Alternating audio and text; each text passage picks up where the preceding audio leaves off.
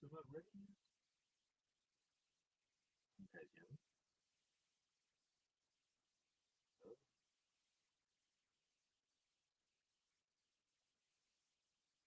hello.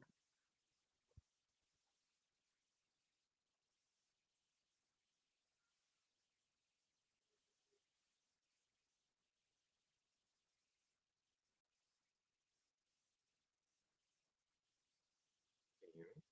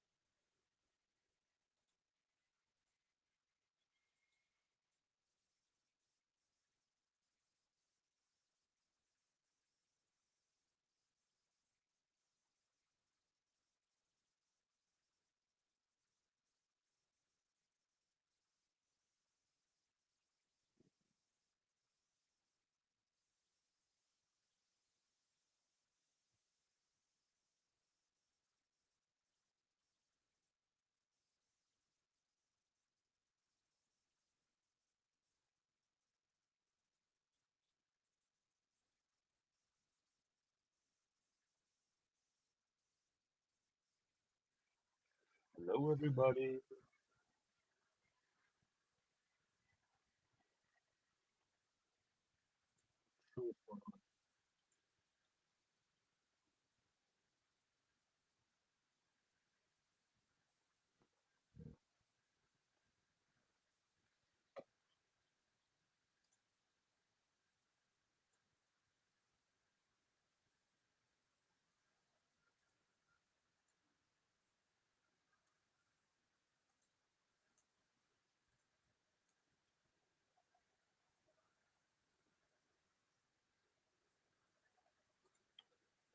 Just 1 second.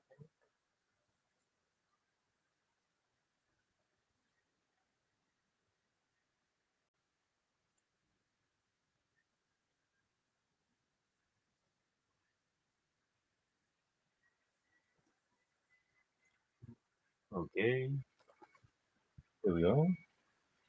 Looks like there's a delay. You can hear my voice? That's good. Not seeing myself in real time here. No problem. I'm trying to figure out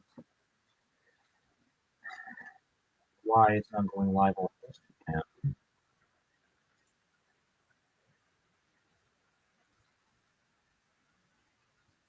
Oh, yeah, it's a big delay.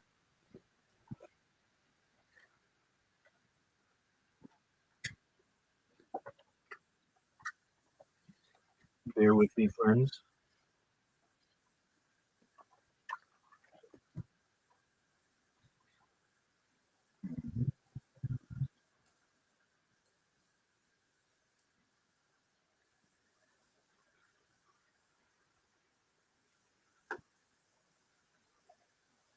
Okay. Yes.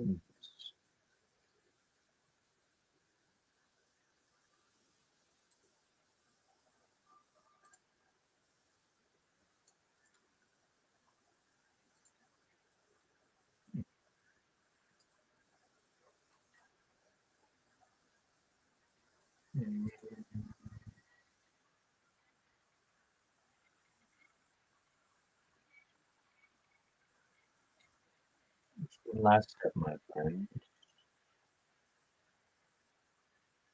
Oh,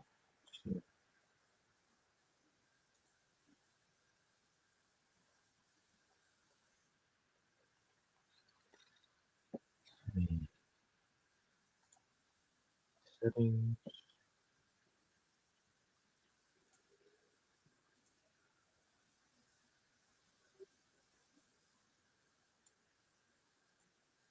I'll figure this out later.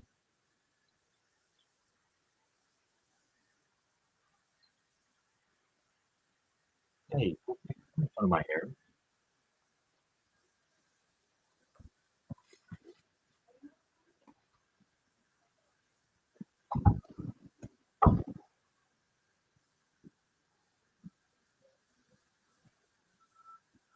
Seems like there's a delay, but we'll run with it.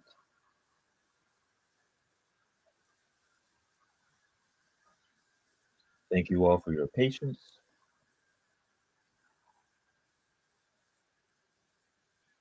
There's a lot of comments. Slow this down.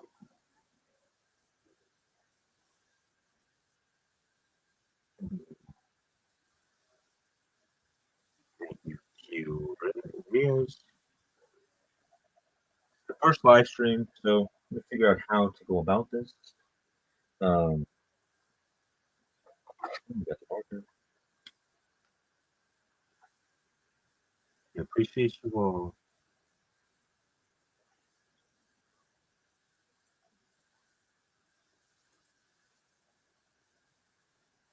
All right.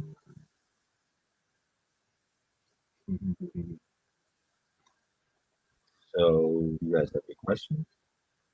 I'll try to answer as many questions as I can.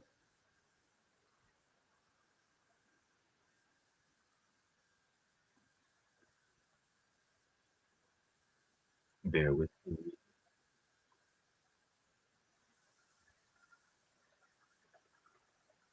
Letters are backwards. Let's change that.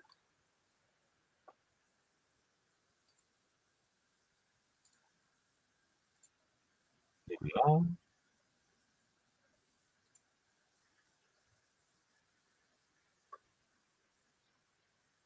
Unfortunately, Instagram viewers are just screwed. I don't know why it's not streaming.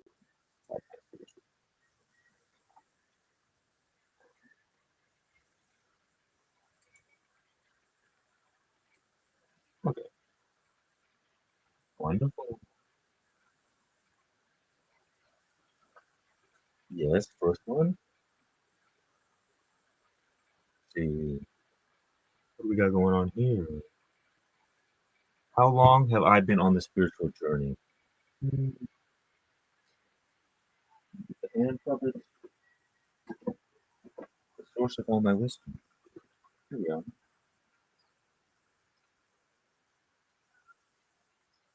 You could say it started when I was about 19, so almost 10 years now. I didn't really get started in spirituality until like 22, 23. You could say my dark night of the soul began when I was 19. So less than 10 years.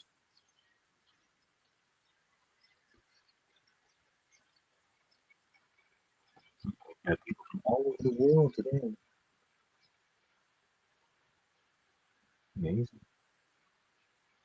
Let's see what else we got going on here. Right now it is pretty early, 2:30 in the afternoon. I live in California, United States.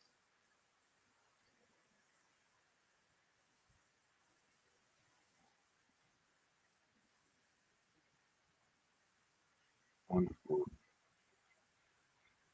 Thank you all for your beautiful comments. Thank you, thank you, thank you.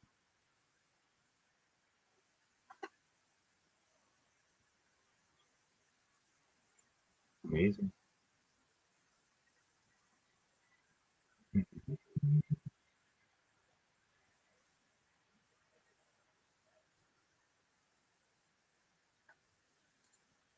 Okay. Appreciate you all. Lovely comments.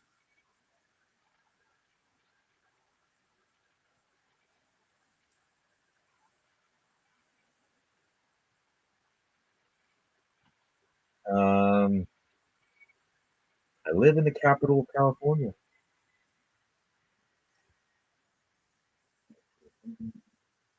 You know what? I forgot to make tea. It's okay. Let's go on here.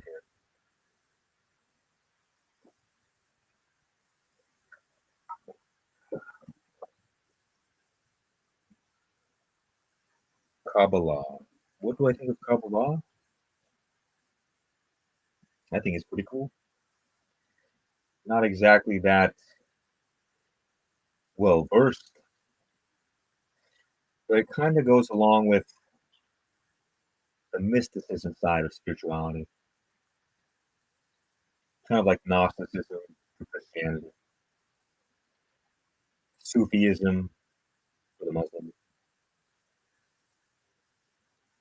Kabbalah's got a lot of wisdom, but I just don't know that much about it.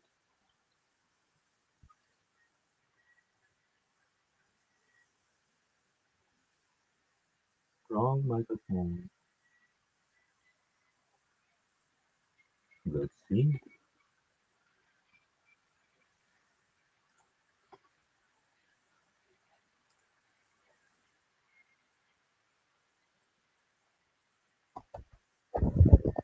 Okay, should be it.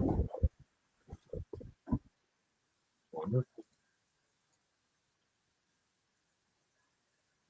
Do I practice Kundalini? I do not practice Kundalini, but I hear it's fun. And the hand puppet is a dog.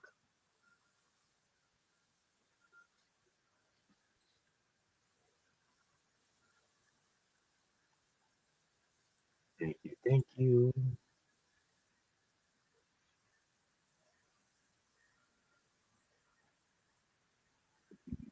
Do I recommend books about spirituality or let life be our teacher? Do both.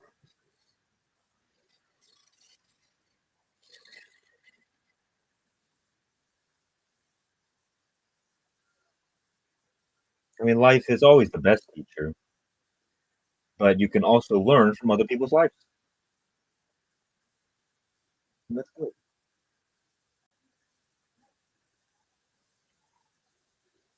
It's probably a good thing to just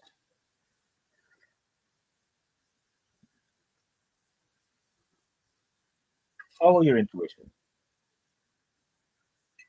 You'll feel what's right at the moment. Like sometimes you go to the library and a book kind of just falls out and you see it and that book changes your life, changes your life. So life is always guiding us no matter what. It's just kind of opening our ears a little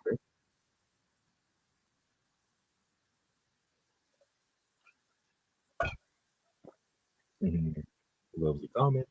Lovely, lovely. All or nothing mindset. Struggling with balance. Mhm. Mhm.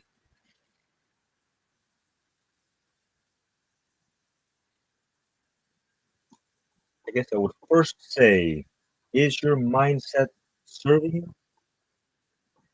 Clearly, you kind of think that it's probably not helping you out that much. So you want to begin questioning, well, why do I think this way? Why do I believe the things that I do? And oftentimes, the belief is rooted in something that's not true. And simply by questioning the belief, questioning the mindset, you can kind of see through its illusion. Beliefs. A lot of the times, our beliefs are just conditioned into us from society, from our parents, from the people around us. They're not really ours. It's just programming. And so, one thing you want to ask yourself is, well, what do I actually want to believe? And sometimes we have to get clear on the vision for our life. Because if we're not clear about where we're going, then it's easy for kind of these parasitic beliefs and thoughts and stuff to infiltrate our mind and lead us astray. We don't want that. But the more clear you can get about where you're moving forward, then it's easier to discern. Cut away all the beliefs and all the things that aren't helping you with your best life, and the process kind of just unfolds automatically. And again, as I always say, well, the universe is perfectly balanced between negativity and positivity, so it doesn't matter so much what we think is true. What matters is what we choose to focus on. There's an infinite abundance in both. You can see the negative in a situation, or you can see the positive. That is why I ask, you know, think about it. Are your beliefs serving you? Is your mindset helping you with your best life?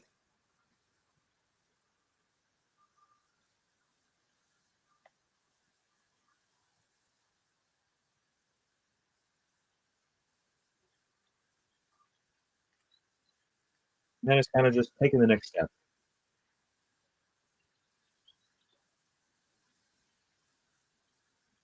You say, this is the life that I want to live,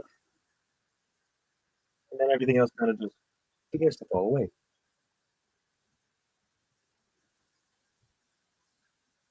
Hope that helps. See what it's got.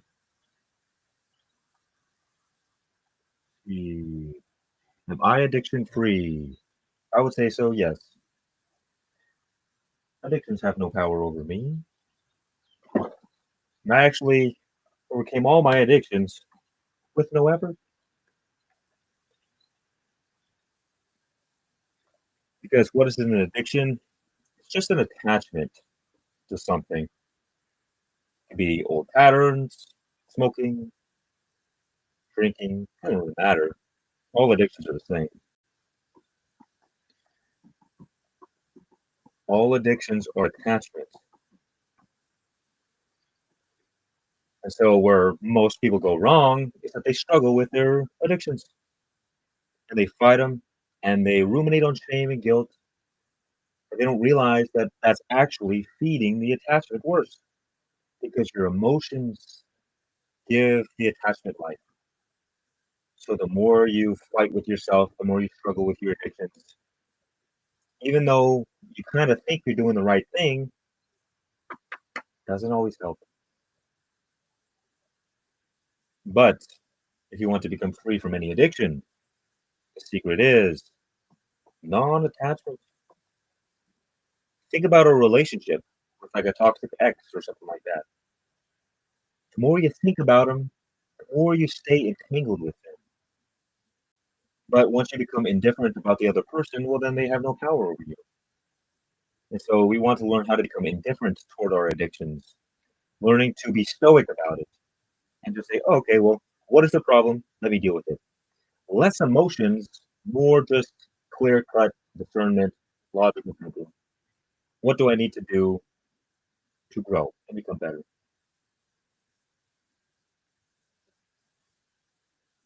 And well, the addictions can't survive without your energy. The moment you stop feeding them, the moment they begin falling away on their own. Let's see. Let's see if I can do this.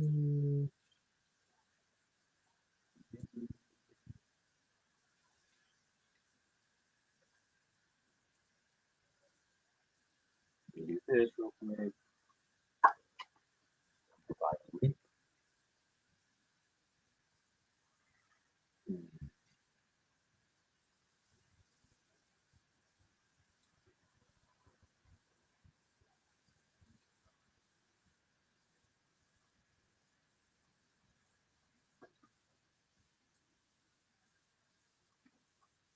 There we go.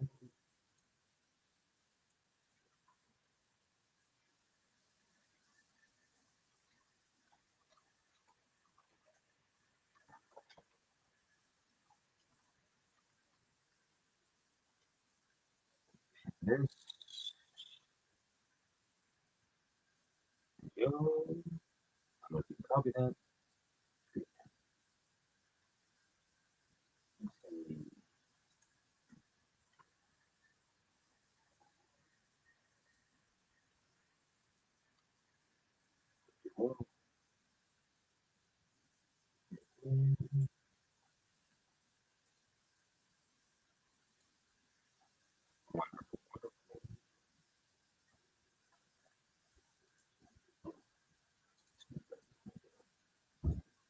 Sorry, I have returned to the void temporarily.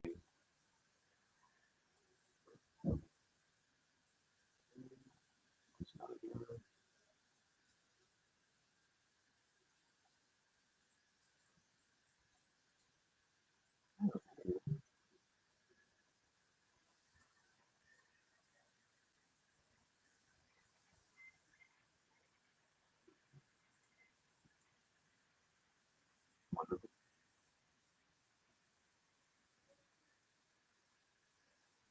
So use the Bible as a reference book. Of course. I mean, if you think about it, what is the Bible or any holy text, practically speaking? It's the accumulation of human wisdom. I mean, biologically, what we do is that we have the tribe, and each individual in the tribe has their own little adventures, and then on their adventures, they come back to share the wisdom with the tribe. And that is how the tribe grows and evolves. So something like the Bible is like all the wisdom that human beings have accumulated into one little book or a big book. So even if you're an atheist, it doesn't make any sense to just throw away the Bible. It's not actually logical like they would think. The rational thing to do is seek the truth everywhere. It doesn't make any sense to just throw away thousands of years of human evolution, of human trial and error, because we've been dying trying to figure out the right way to live, so might as well take advantage of it.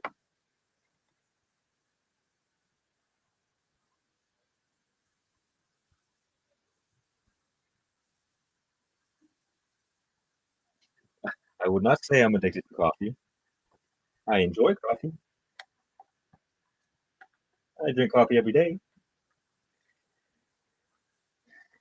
but maybe that's cope.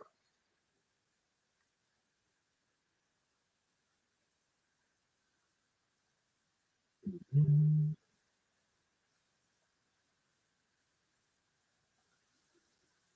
wonderful. Glad to have you all here. Do I do breathing exercises? Yes. Breathing exercises are one of the best things you can do. Try this out for yourself. I guarantee it will change your life. So before you do anything big, or even first thing in the morning, or before you leave the house, go to the gym, or for anything,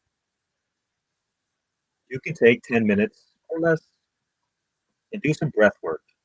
And whatever it is that you go and do, you're going to be like 10 times more efficient and effective, less anxious, more present, more confident, you name it. I like the Wim Hof method, which is okay, it's 30 breaths, and you can kind of breathe however you want, but this particular technique has you breathing in really heavy and then strong exhale like this. 30 breaths of those, and then after 30, you breathe in one more time and then you hold it. And then you hold it for as long as you can, and you just kind of meditate in the stillness, in the tingly feelings. And then as the tingly feelings go away, or I should say, as you start dying and running out of breath, you just let go. Exhale all your breath, and then hold it from the fully exhaled position for as long as you can. And then kind of just adjust yourself, reset, and then do it again. And you do it a total of 3 times, and that'll definitely change your life. Promise you that. And it's a good habit to just kind of do it before you go out and do something. And that kind of just conditions you into always focusing on your breath. Because with the breath, we control the mind. So we can energize the mind a bit, be more focused, or we can slow the mind down, like before sleep. We want to be calm and relaxed. You slow the breath down, and that naturally slows down your brainwave frequencies. Because brainwave frequencies and thoughts in our mind is fundamentally just electricity in the brain.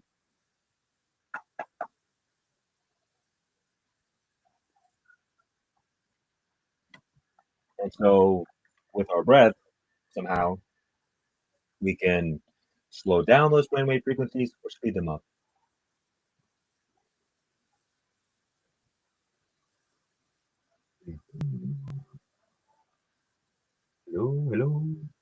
I'm doing very well.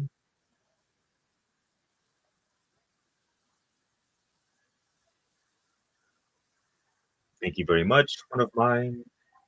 I am loved. You are loved. Appreciate it.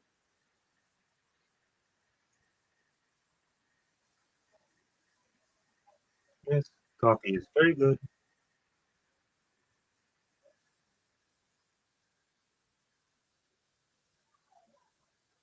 Yes, boundaries. Do I have other ways of making a living? No. Social media is my main way. And as I continue developing more products and stuff like that, well, everything will be good. I mean, there's really no better way to make money than social media nowadays.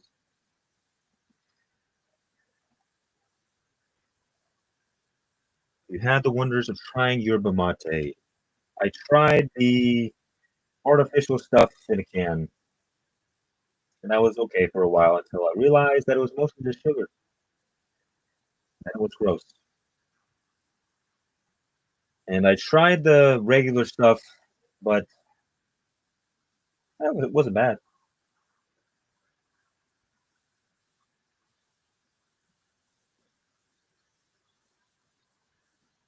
Mm. Isolated for over 19 months.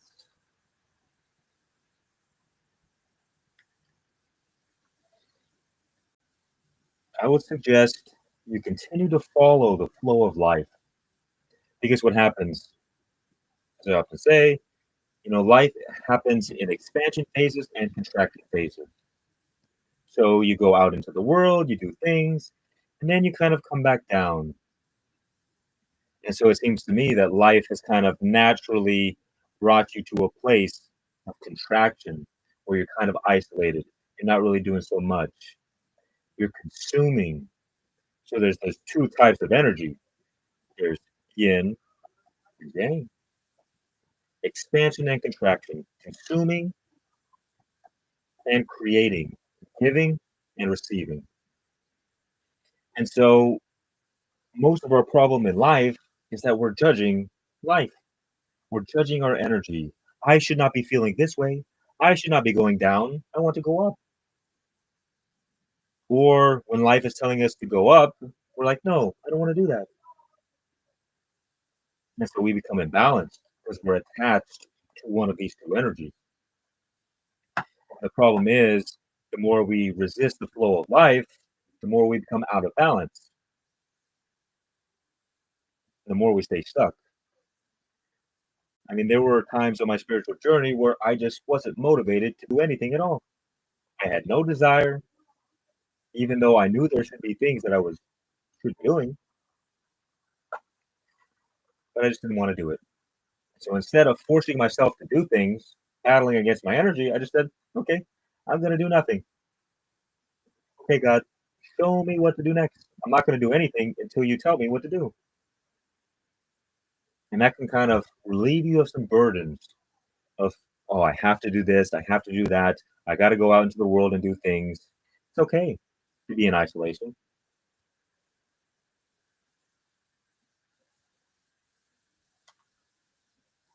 And the more you learn to ride these waves, the more harmonious your life becomes. You flow through you flow through life more easily.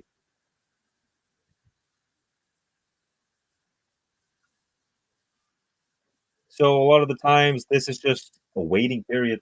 There's not much we can do. Just rest, recovery, relax, enjoy the ride. And eventually you'll come to a point where life triggers you to start doing things again. You'll have some kind of spontaneous interest to do one thing or another. You'll have a thought, and all you got to do is follow that thought. And life will naturally drive you to take action. You won't be able to help it. But you can always kind of, oh, I still want to be here. I want to keep resting, where life is now nudging you along. Uh, Fly out of the nest. Fly. So it's just really learning to trust life, having faith, building the faith muscles.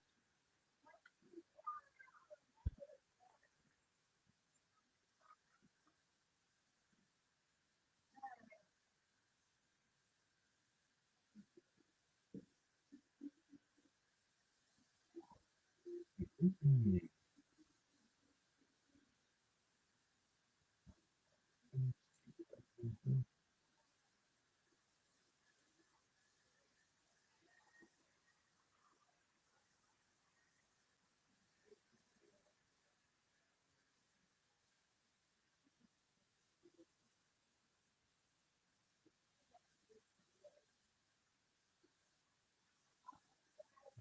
Focusing on the breath.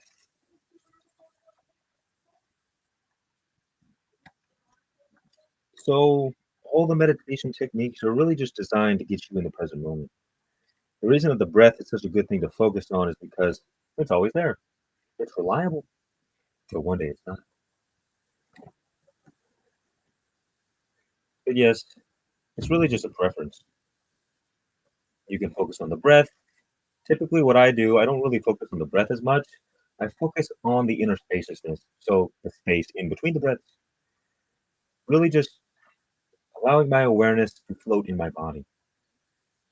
And I usually have like one eye on this inner spaciousness all the time, and then one eye out on the world. And this helps me remain grounded in my own body. But you can also do the breath, it's the same thing.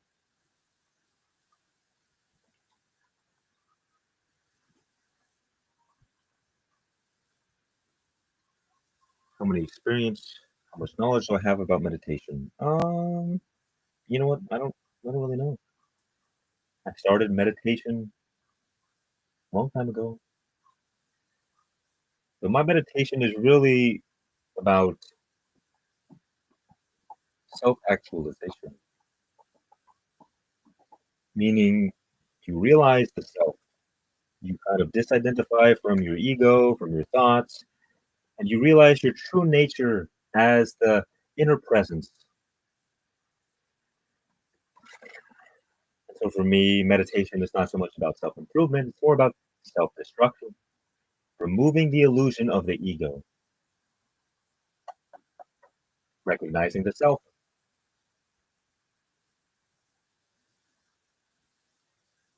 You can't get out of a low vibration. Well, let me help you with that, my friend. It's simple.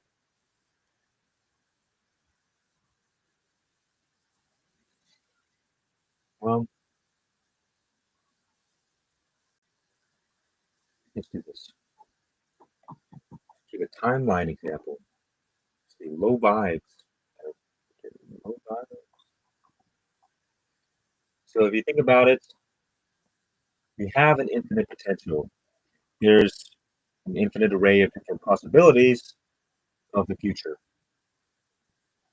So let's see up here is heaven. These are the timelines in which you're living your best life. Down here is hell. These are the timelines when you're living your worst life. Now, one of the highest spiritual truths is that everything is energy. And so hell, well, let me define energy real quick. Energy is simply frequency and vibration. So the frequency is the rate of vibration, and the vibration is the movement of the energy. So hell is the lowest possible frequency, heaven is the highest. And so to you, have an overall frequency. And that frequency is the accumulation of your past thoughts, your past emotions, your past actions. And that is what determines where you go. Think of it like a radio station. There are all these different radio stations happening at the same time, but you can only be tapped in to one specific radio station. So when you're living in hell radio, all the songs are the songs you hate. What this means is that all of your experiences in this timeline, they suck. So you want to begin tuning to Heaven Radio. And what you find is that you don't have to stay stuck on this lower timeline, struggling with your problems, dealing with addiction, wrestling with old patterns. That is what keeps people stuck. All you have to do is shift to a higher reality. And so the mind is like pointing the tool to the radio station you want. And then our emotions are like the gravity that pull us toward that radio station. So it's literally the turning of the knob. So first with our mind, we determine, okay, where do I want to go? And then with our emotions, that's what takes us to where we want to go.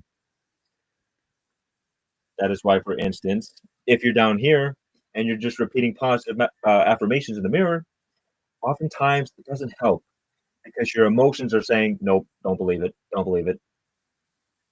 And so you kind of just are struggling with yourself.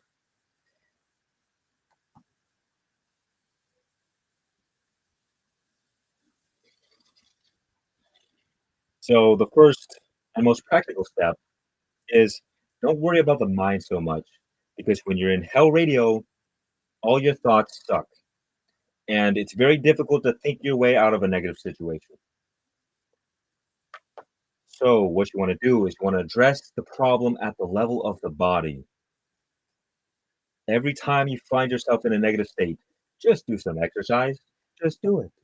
Because you know the moment you engage in some physical activity, you will shift into a more positive state. And whatever you were dealing with down here will be less of a problem. It doesn't mean you can't come back down. It's just learning how to manage your state of being.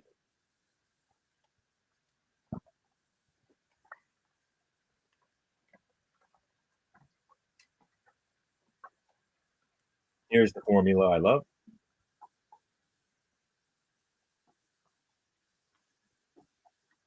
This is where everyone goes wrong.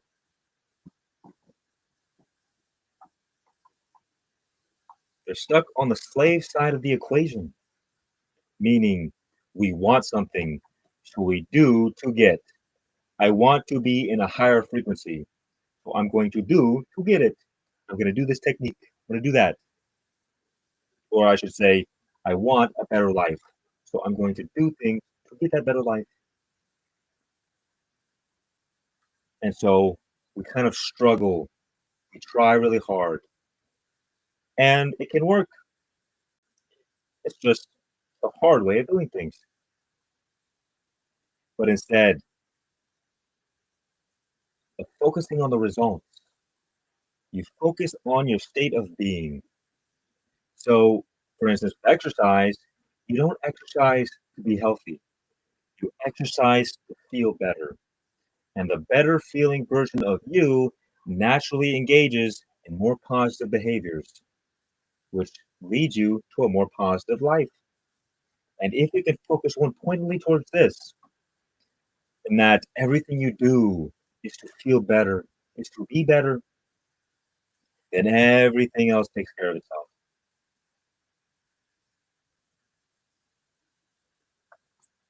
And you'll see that once you do a bit of exercise, it's easier to think more positive. So not only have you used some of your that thought energy, you've diffused it and grounded it in your body. So now there's less negative thoughts going on. Now it's easier to implant positive thoughts. You're not wrestling with your negative thoughts anymore as much. And this can create a feedback loop of physically you're in a positive state. And then after that, mentally, now you're in a positive state. You're repeating positive affirmations. Oh, yeah, I'm so glad that I did that exercise. I love myself. I'm so happy. And you kind of work yourself up into a positive state about life. And you'll see life begins to change. And you begin to break free from the black hole of negativity that a lot of people get stuck on. Let's see.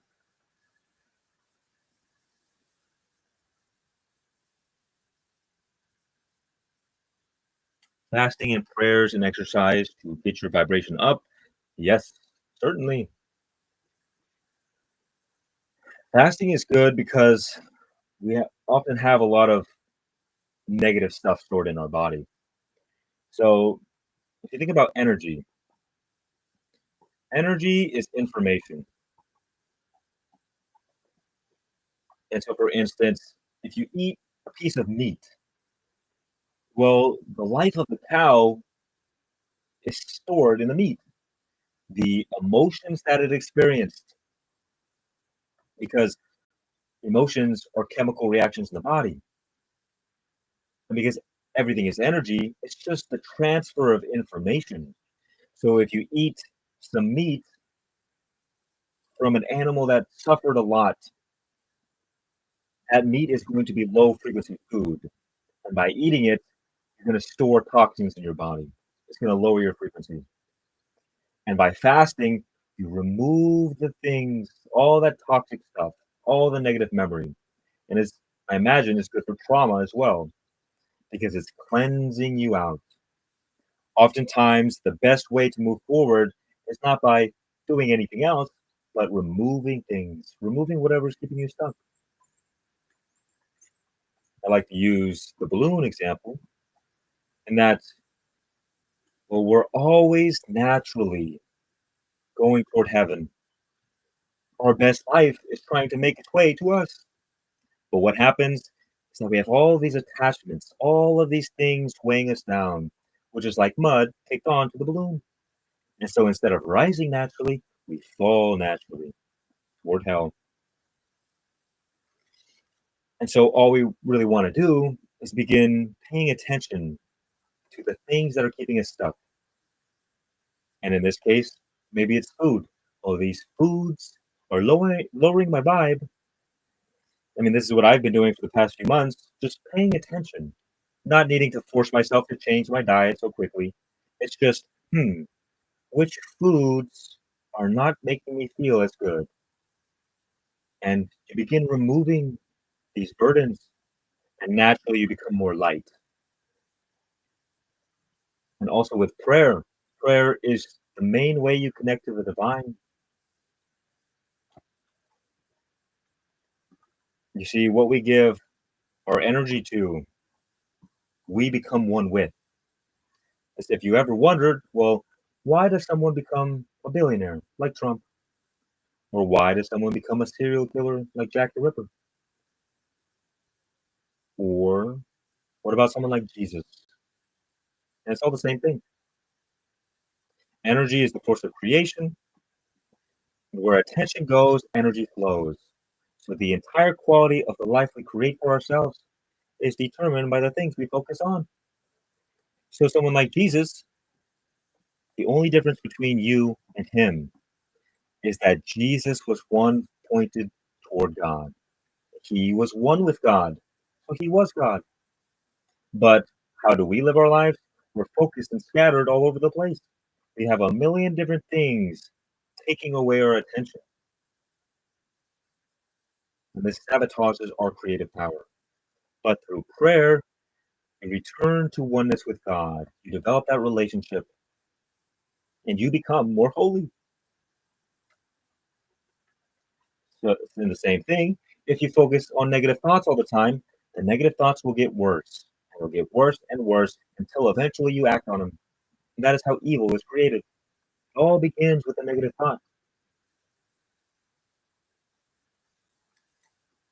Same thing with being a billionaire. There are certain things that if you focus on, they will make you rich. And there are other things like crack.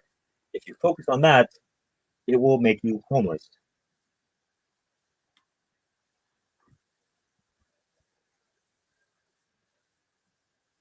I am 28, almost 29. Let's go to YouTube for a moment. Hello, friends. Hmm. Yes, I too breathe all day.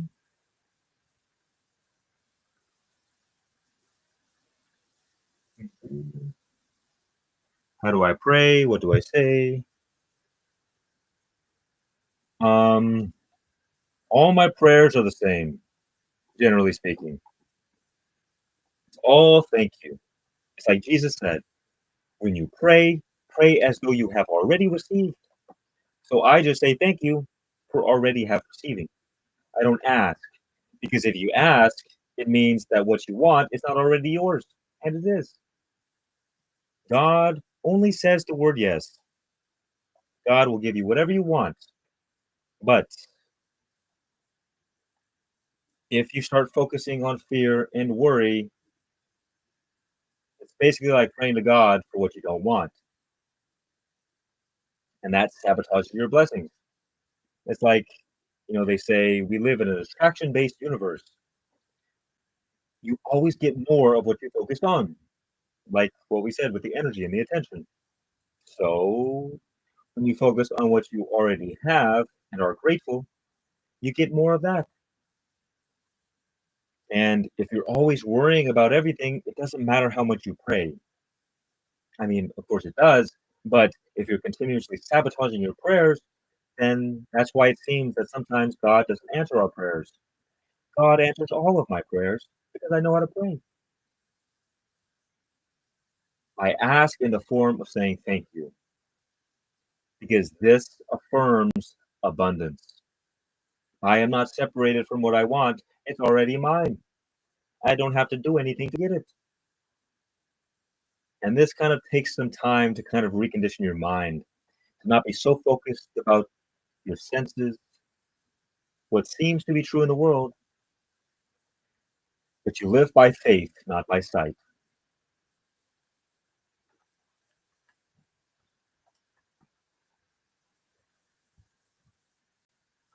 Mhm.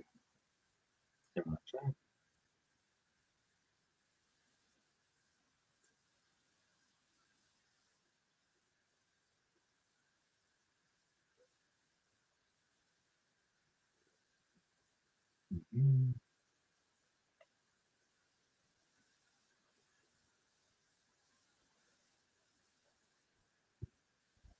Hmm. How do you actually focus on things without it being forced? Good question.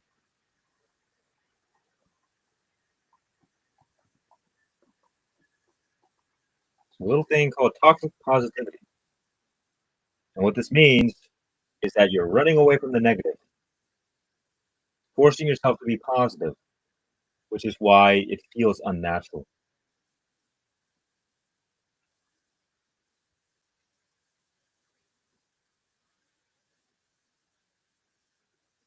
Kind of like how I mentioned earlier, you can't solve a problem at the same level in which it was created. So if you're struggling with negative thoughts and you're trying to fight your negative thoughts with positive ones, you're going to be stuck in this kind of war with yourself. It's better to focus on the body. You got to get out of your mind and get grounded in the present moment. Get rid of some of that thought energy. And once you dissolve some of that thought energy, whether through exercise, through deep breathing, it's easier to be positive. And what you want to do first thing in the morning is start your day off with some positive thoughts and just make it a habit. You don't necessarily need to try too hard to get a result. In fact, forget the result. Focus on building the habit of positive thinking. And what this does is that you kind of just naturally start thinking positively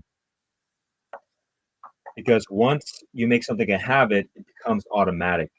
But if it's not a habit, you're in manual mode, which means you constantly have to expend willpower in order to make it happen.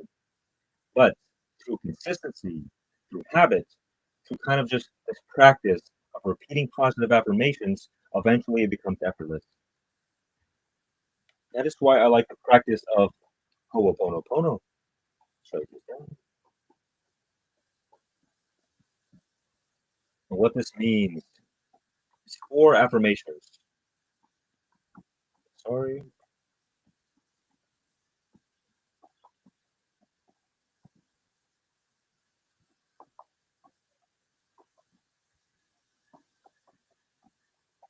I'm sorry, please forgive me, thank you, I love you. And the reason this is so nice is because you only have to think about the same four affirmations. You don't got to think about all these 10,000 things. It's just, I'm sorry, please forgive me, thank you, I love you. Every time you have a negative thought, you can use it as a trigger to repeat these four affirmations, not to run away from your negative thoughts, but simply to build the habit of positive thinking. And what happens is that, well, there's only so much space in your mind for thoughts. And the more you fill your thoughts or your mind with positive thoughts, there's no more room for negativity. And you snuff them out. But the difference is that you're not going to war with yourself. You're not struggling and fighting against your thoughts. There's a subtle attitude adjustment. Whereas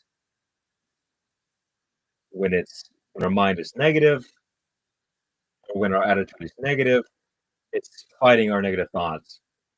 But when our attitude is positive, it's building the habit of positive thinking.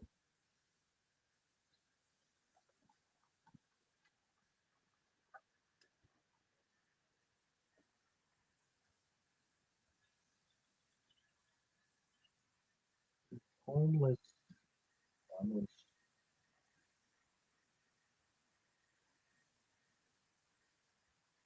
Yes, earthing is very good. Bare feet on the ground.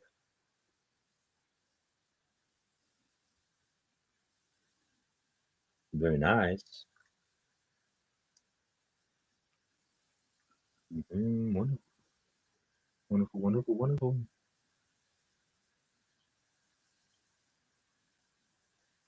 Yes, make a list of gratitude.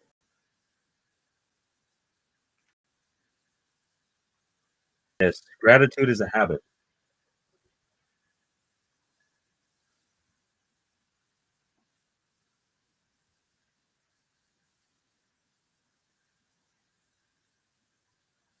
Mm,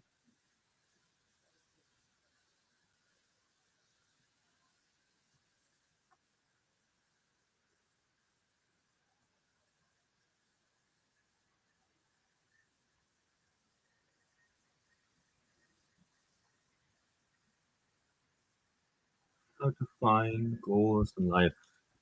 How to find your goals. Good question. Goals. It's pretty simple. It requires a little bit of a mind shift, though. Instead of thinking so much about it, there will be thinking, but instead make the priority feeling.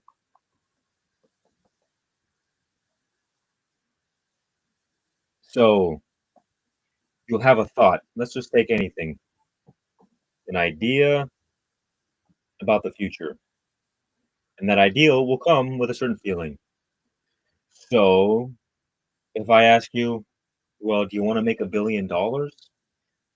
You might say yes, but you might not really care about it that much. You might be more happy with 1 million. And you can kind of feel your way to what is right for you.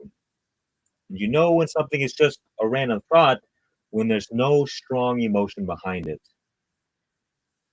Or I could say, do you want to pursue your dreams in playing football or soccer? And you might say, well, I don't have that dream. So then the feeling is indifferent. It's not for you. It's not the right path. If the feeling is negative, it's a bit better because the moment you realize what you don't want, now you can begin seeing what you do want because it's just the opposite. So the first thing I would ask you is what things in your life are causing you misery? What are the problems? What are the things you hate? And on the other side of that is your goal to escape the negativity, or better yet, to pursue the positive reflection of that. And then once you begin thinking about that idea, whatever it is that's meant for you will feel right. It'll feel good. And maybe the feeling isn't that strong at first, but as you walk the path, as you just follow your interest, follow what excites you, the vision for your life becomes more and more clear. And you go back and forth between thinking and feeling. You think about things, you say, huh, does this seem like something that I want to do long term or short term? And just piece by piece, you put the puzzles together.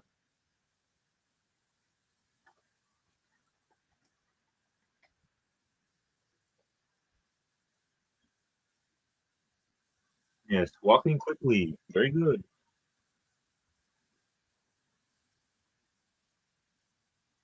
Appreciate all your kind words.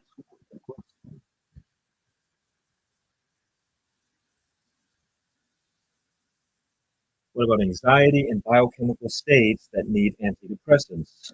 How can one stop these? Well, you don't necessarily know that they need antidepressants. Your body is the one making the chemicals, and your body responds to your mind. The body is like a horse, and the mind is like a cowboy or cowgirl. And basically, well, the horse doesn't know anything other than what the mind tells it. So if you have a negative thought and you react to it negatively, oh, I don't want this thought. This thought sucks. Then you tell your body, okay, it's time to freak out. You better have some anxiety, you better have some fear, and have some worry. If you're thinking about the future of what you don't want to have happen, then of course you're going to feel anxiety because that's the whole purpose of the body. Its main purpose is survival. So it wants to avoid dangerous things in the future. And that is what anxiety is. It's a survival response. Your body is basically telling you there's a threat around here because you have some negative memory stored in your body of the past. So if one time you got embarrassed socially and you felt really bad about it, your body's going to store that memory. And every time you go into social interactions, you'll probably get a bit of social anxiety. So your body produces the chemicals that your mind tells it to produce. Think about the placebo effect. They did an experiment. They gave two groups a milkshake. One group, they said the milkshake is really unhealthy, it's really bad for you. And the other group, they said, oh, this is a delicious milkshake. It's very healthy, all the best ingredients. And guess what? Their body responded to what they believed. So there's this really big problem that, well, okay, there's an objective reality, sure. But at the same time, you can just kind of believe whatever you want. Well, and that's because your body responds to your mind. So if you're constantly worried about being sick, oh, I'm sick, I'm sick, I'm sick, your body's going to produce sick chemicals because your mind, your inner environment is toxic. But if you keep your mental hygiene clean, stop thinking about negative thoughts, you manage your anxiety, you deal with whatever you got to deal with, then your body stops sabotaging your life. It's just that we don't know how to control this animal body. And so sometimes people get so lost that they need drugs or they need something to help them temporarily. But the problem is, doesn't matter how much drugs you take, if you don't deal with the root of the problem, it's never going to go away. And so, I'm not, I don't, I'm not against pharmaceuticals. It's just be wise about it. It's not a long term cure. It gives you a temporary relief to actually deal with the problem. But the problem is, most people don't know how to use pharmaceuticals. They think, oh, cure me, doctor. Give me drugs. I want to be better. But people don't want to do the actual work. And that's what screws people over.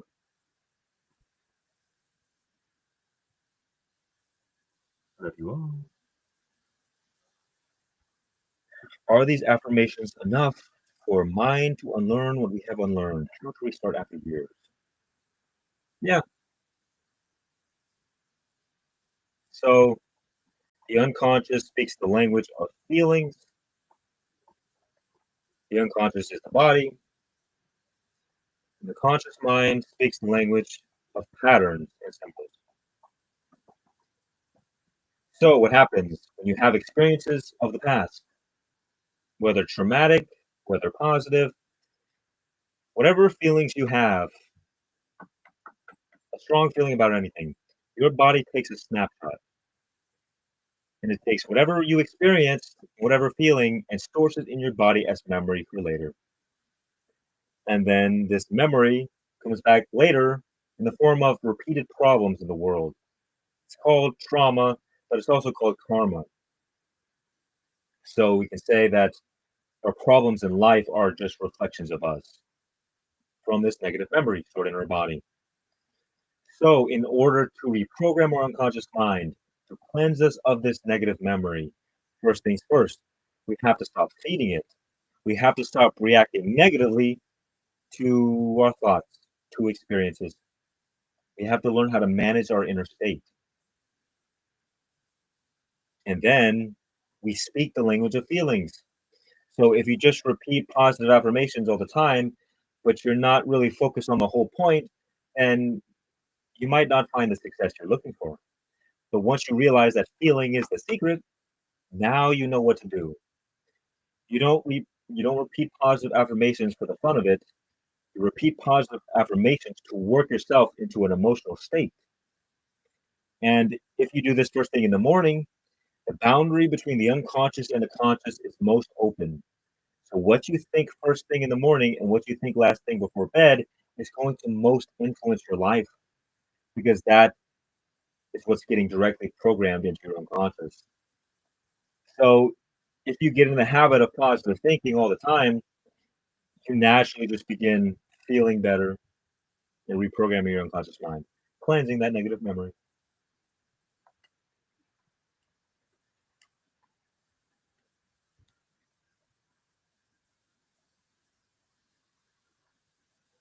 Much love. Wonderful, wonderful,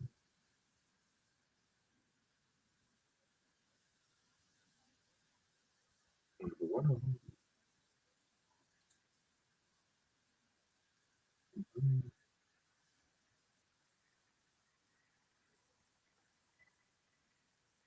okay, mhm,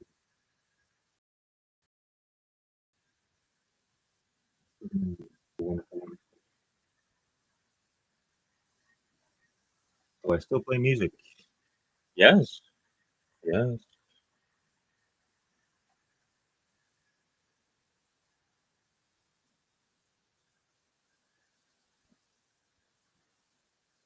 Mhm, mhm. Doing well. Looks like there's missing something. Yes, I will allow the stream to be available. Probably put it in the community.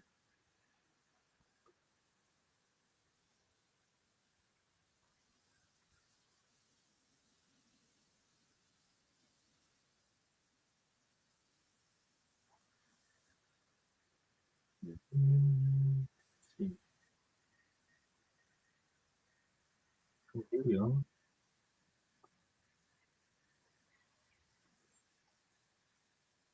Mhm. Wonderful, wonderful. For those who got going on here.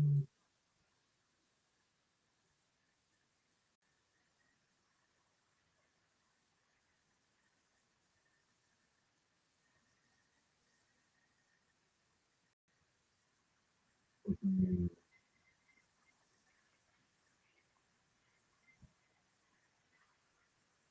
mhm.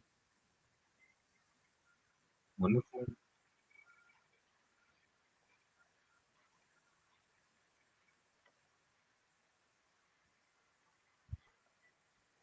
Mm,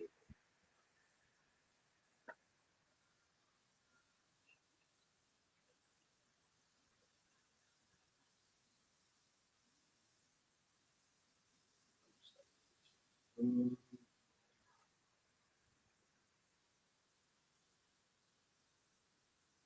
talking to your inner child. Let's see. Yes, of course. 'Cause a lot of the times our problems in life come because we have a wounded inner child. One of the best healing of our trauma is called reparenting. So your mom or dad may not have been the perfect individual. So you kind of have to reparent yourself in a way. So you kind of think, well, am I traumatized toward my mom or my dad? And then you become the ideal parent for yourself. So you talk to yourself as a mother whose love is unconditional. So you treat yourself on this journey with unlimited compassion, with unlimited love, and you basically just love yourself back to healing. And reparenting yourself as the father, it's about setting boundaries, having self respect, standing up for yourself, not allowing other people to take advantage of you.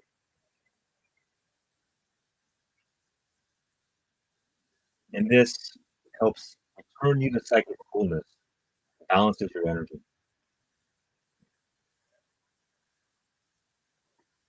Mhm.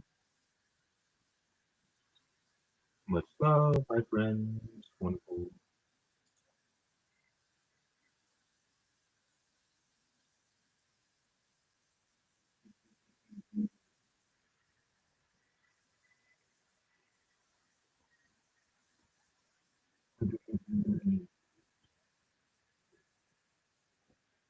Mm. Wonderful, wonderful. Hello, hello. Mm,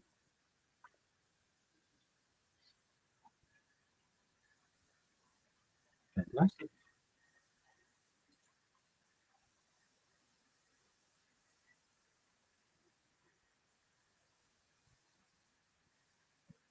Thank you, my friends. Myself, you.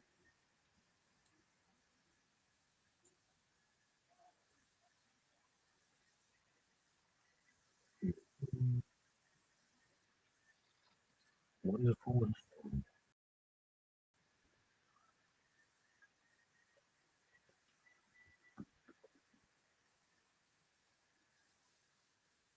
Mm,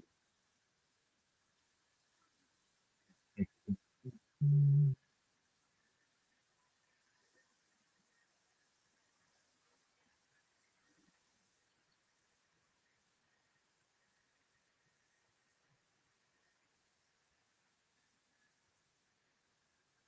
mm.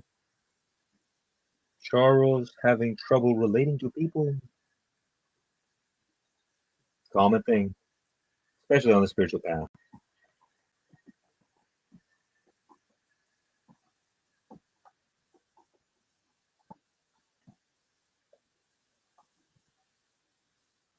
Now, one of the main reasons this can happen is because through a spiritual awakening, through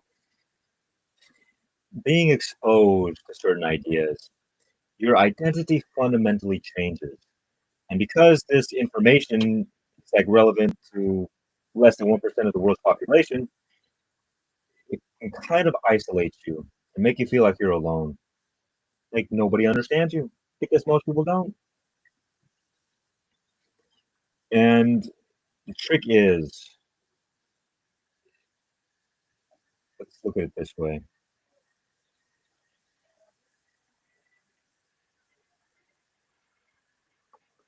We want to ground our identity. So think about somebody who's into like conspiracy theorists, conspiracy theories and stuff like that. They get so deep into it and they try to bring it out in conversation. But nobody else has any idea what they're talking about. So it doesn't relate. It doesn't come across as well. And that's because they have this identity of this kind of woke mentality, or they're woke. And so, they gotta tell everybody about it. But the big part of the spiritual journey, after you awaken or after you've had some experiences, you kind of have to learn how to become human once again. And so this is essentially being able to have small talk with people, to not need to talk about spiritual ideas or need to talk about anything at all. You meet people with where they're at. So for me in my life, if I was just talking about what I wanted to talk about all the time, nobody would relate to me. And most people would probably hate me because if you're at a different level than another person, then they just don't know what you're talking about. And the information is not useful. So it's a waste of time. And that would, for me, just create a whole bunch of suffering. So I just talk to people with where they're at, with what they know and their knowledge. And this helps kind of build that relatability once again. Because at the end of the day, we are all one. We're all the same one human species. We're all the same one energy. And so we are all related. And so usually what keeps us from that truth is an attachment to a certain identity, usually the spiritual ego or the awakening. And that's just, the next stage in your spiritual growth. It's letting it go because eventually you'll realize that that is an attachment that's keeping you stuck. It's keeping you from your next level of freedom. And so the pathway is through the problems, it's through the struggle, it's through wherever you're stuck. And by letting go of this, you'll naturally see that, well, you can, the problems go away.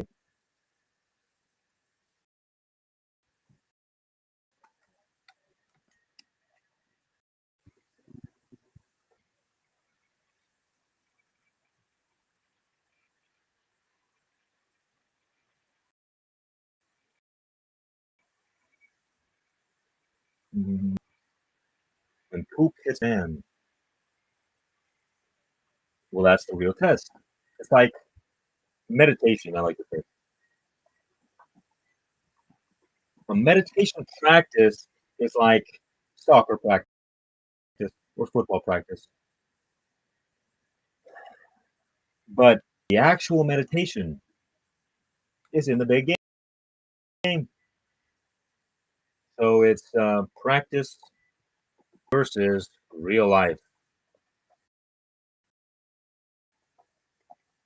So real meditation when you're sitting comfortably with a guided meditation, listening to your favorite tune, it's when you're in the poop. That's how you know how much progress you have made.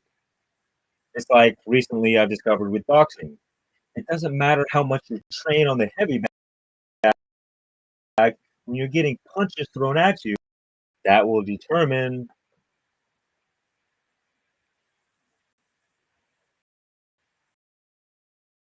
And in truth, it's all the fun because you get to test, oh, am I ready for this yet?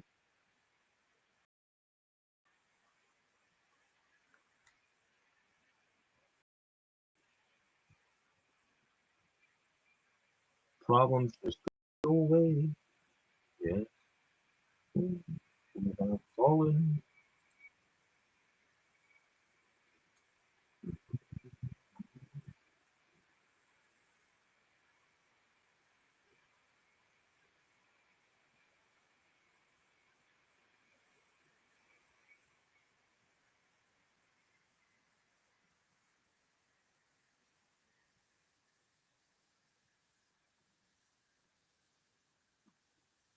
How do you deal with frustrations and impatient people?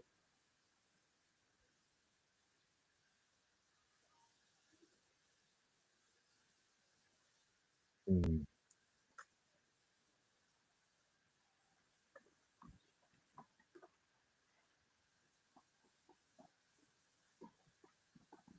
Frustration really means one thing. It means that life isn't going exactly the way you want it to. So frustration comes out of control, trying to force reality to be the way you want. And control is ego, and ego is attachment. So every time you experience frustration or dealing with difficult people, you see where you're still holding on. You see where you're still attached. And if you're on the spiritual journey, that is the pathway forward. It's all about letting go of attachments, continuing to surrender. And surrender is the opposite of control. Surrender is freedom. Control is slavery. Because if you're always needing to be, to have life a certain way, well, life has no obligation to listen to you.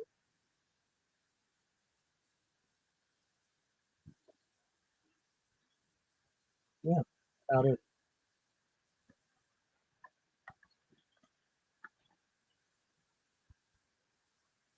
Hmm.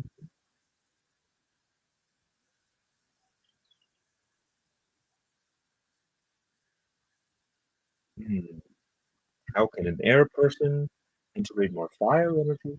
I like it. Yes, because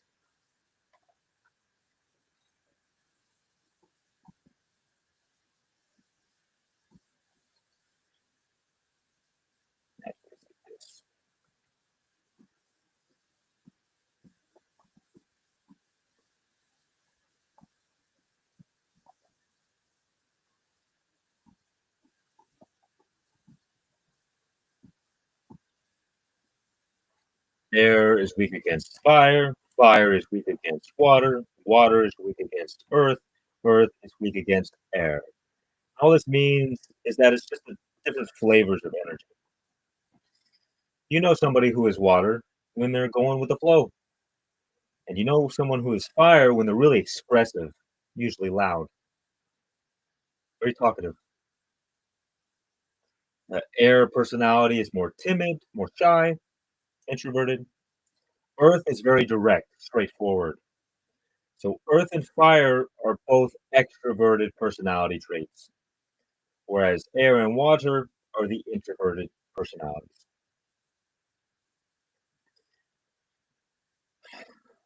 So when it comes to air and fire, fire is the weakness of air. Basically,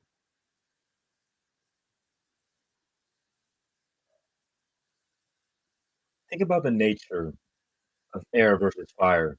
They're both kind of the same thing, but there's one difference. Fire is full of energy, it's full of power, whereas air lacks that power. So fire is just air with energy. What does this mean? So if you pay attention, energy is becoming more and more condensed. Air becomes fire, fire becomes water, water becomes earth. And so this condensedness is the pathway to heal your fire energy. To make it more clear, condense means order.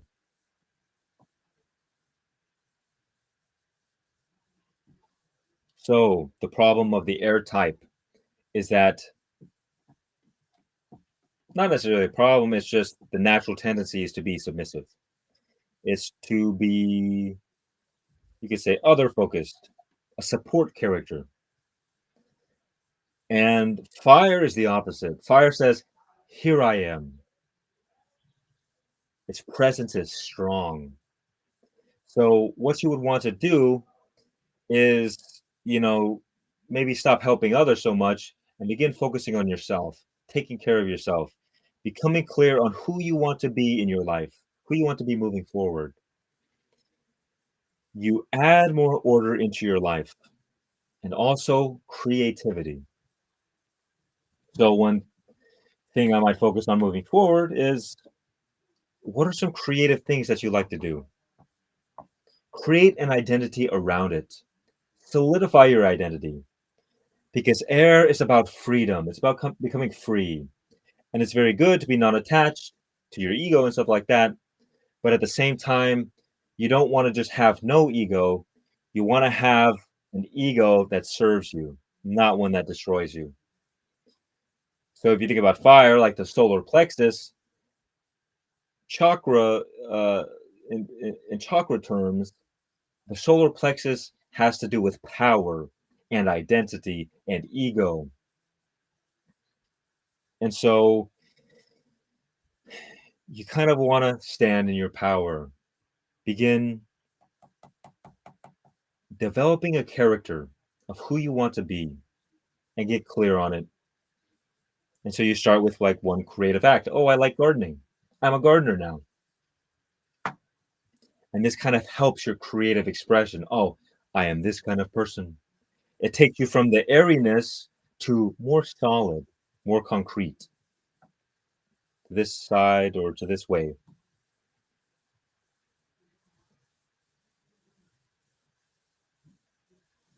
And then another big part is learning how to express yourself, even being the center of attention.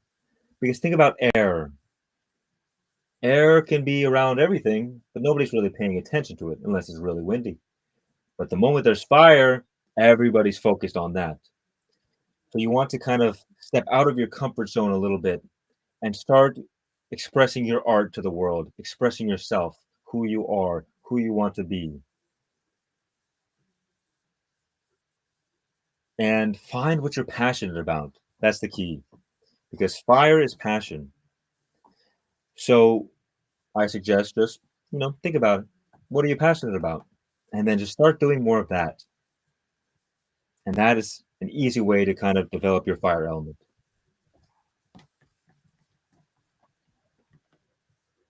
See? Very smart. Hmm. Yes. See what we got going on here.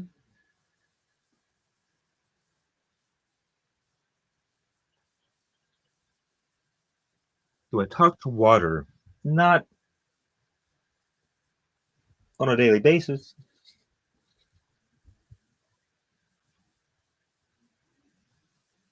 but it's good to bless your water. I love my water. Or bless your food before you eat it.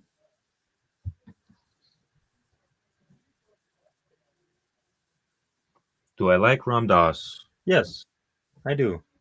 Ram Dass is very cool.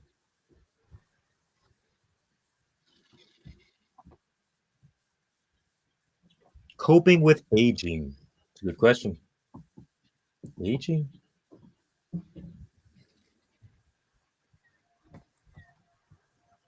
Well, first of all, the problem is we label aging as bad. Why? What's wrong with aging?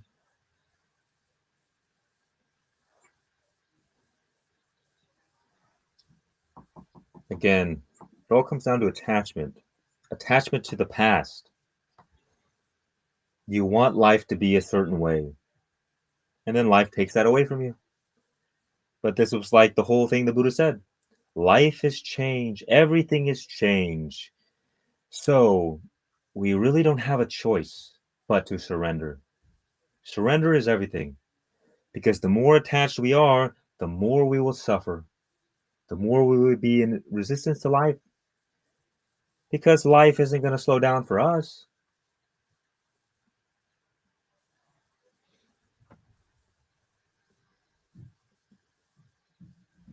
I think part of it is beginning to realize that every stage of life is beautiful. Think about a seed in the dirt. The seed stage is necessary. But if the seed is so worried about being a big tree, well, then it's going to suffer and it's going to stunt its growth. Good thing that nature and life doesn't have this problem, only humans. We want to be other than where we are, and that doesn't make any sense. How can you be over there if you're here? So you always just want to accept who you are in this moment. Don't think about the future. It doesn't matter. There is only the present moment. And the more life can only be experienced in the present moment. So the more you're separated from the moment, the less you're truly living. And only in the present moment can we really see how each stage is beautiful. So the seed must become a sapling. Sapling must become a bigger sapling. And only eventually to become a nice tree. Maybe a little bit of fruit. But unless you flow with the process, you might just not make it to the end. Because when you fall out of harmony with life, you enter into harmony with death. And that is where suffering comes from, resistance to life. And so, especially with aging, it's all about surrender. You could say the first half of life is about control, and then the second half of life is about surrender. You say death and life.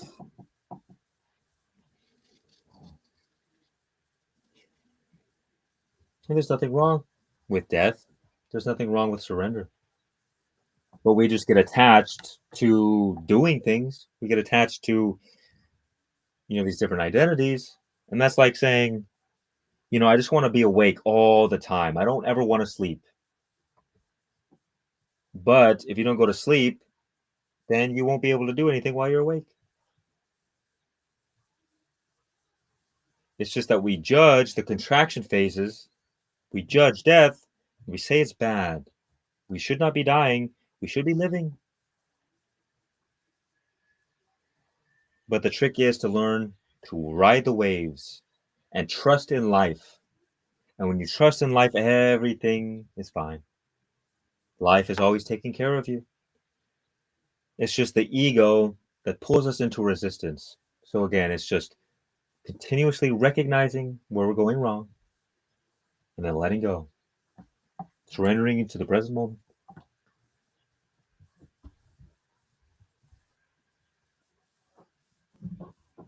Mm-hmm.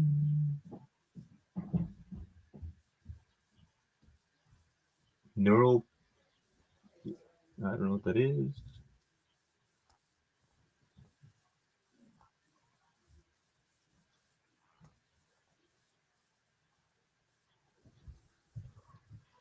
What if our true nature is to eat meat and not exercise? You say we should be true to us? I think you should be authentic to who you are. Because society is going to tell you to fit in this box. And in order to fit in the box, you're going to have to repress your authenticity. But eventually you're going to get claustrophobic. And you might have the desire to do something that society tells you, no, don't do that. That's wrong. That's bad.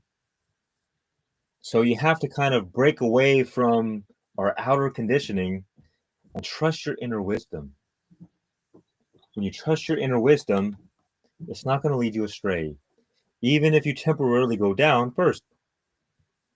And there's nothing wrong with eating meat.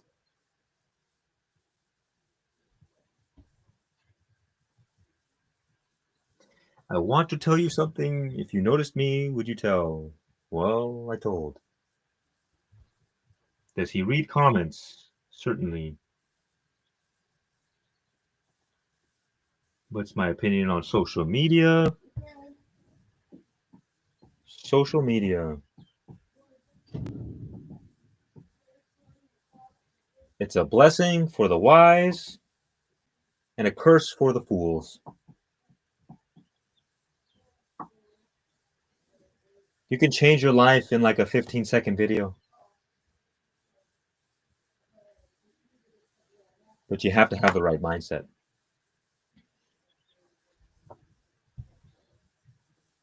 What are the ways to find inner wisdom? Good question.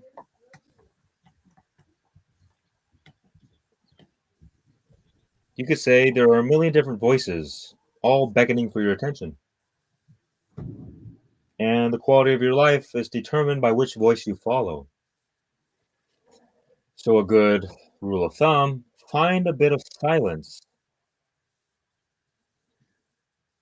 and this helps you more clearly discern which voices are helping you and which voices are just leading you astray. I like to say, don't believe a single negative thought your mind tells you, because what's the point?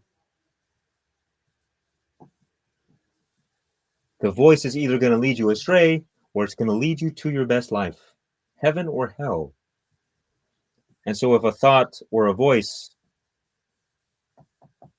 is fear based, shame, guilt, any kind of negativity, by ruminating on it and following it, there's nothing good that can come out of it. But you can focus on negative things if you have the intention to learn, if you have a growth mindset. Your inner wisdom is trying to bring you back toward heaven, towards your true and authentic self.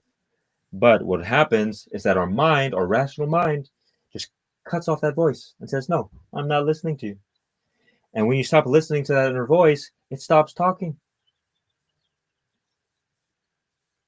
So it becomes simply developing a relationship with that inner wisdom, with your intuition, with your soul, your true and authentic self. Or you could just say God.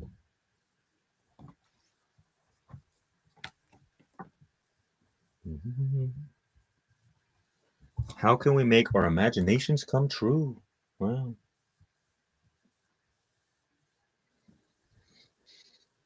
well, feel as though it is true now. Because your body can't tell the difference between what is real in the world and what is just in your imagination. So if you visualize your dreams and you feel as though you already have them, your body will believe that is true. And your outer reality will begin to change to reflect this new inner truth. I can go into more depth, but it's basically how it goes. If you want to visualize, remember that feeling is the secret, like Neville Goddard said. So visualize to evoke positive feelings and go to sleep with those feelings. And that is kind of how you can manifest anything.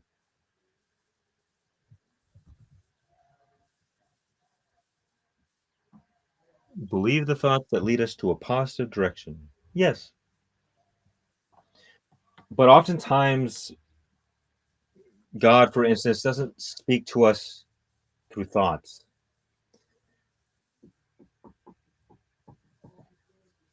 God often speaks to us through feelings. And you could tell the difference between what is just a random thought and what is like an intuitive truth. And that's the difference of the feeling. If something feels right, follow it. And the more you follow that voice that feels right, the more it begins speaking to you, and the easier it is to follow it. Pills. Um, oh, antidepressants. It depends on if you can survive without the pills. If you need the pills to function in normally, then maybe it's a good thing. But remember that the pills are not a solution. All pharmaceutical medication are a short-term cure and a long-term poison. As long as you're aware of that, then I don't see anything wrong with it. But where people get stuck is that they rely on them and they don't ever actually address the root of the problem. And then a year later, they're still on the drugs and they're not any better. And then when they get off the drugs, they're worse. So if you got to take them, but use them to grow, use them to deal with the root of the problem, to provide a little bit of relief to, you know, be able to function. But nothing's going to change until you get to the root of the problem. And that's the deep inner work that a lot of people try to avoid. What is consciousness and what happens to consciousness when we die? Uh, Consciousness does not die. Consciousness is life itself. Think about when you're unconscious. You're asleep, like death. But when you're conscious, you're awake. It's life. So where consciousness is, death is not. So consciousness cannot die because consciousness is life itself. And an easy way to look at it is that consciousness is energy beyond the boundaries of space and time. So it's limitless, it's eternal, it's infinite in nature. This is God. It's the source of creation. So at the end of the day, there's no such thing as life. But because most people are ignorant of their true nature, they identify with the body, they identify with the mind. These things change, and all that change die. So the body goes away, the mind goes away, and because we identify with those things, we believe in death. But once you recognize your true nature as consciousness, then you're beyond death. This is, I'm sure Jesus said it at some point, um, something about eternal life.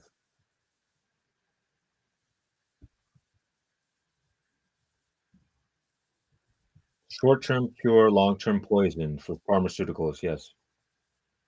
And things like exercise kind of feel like a short-term pure a poison, but it's a long-term cure.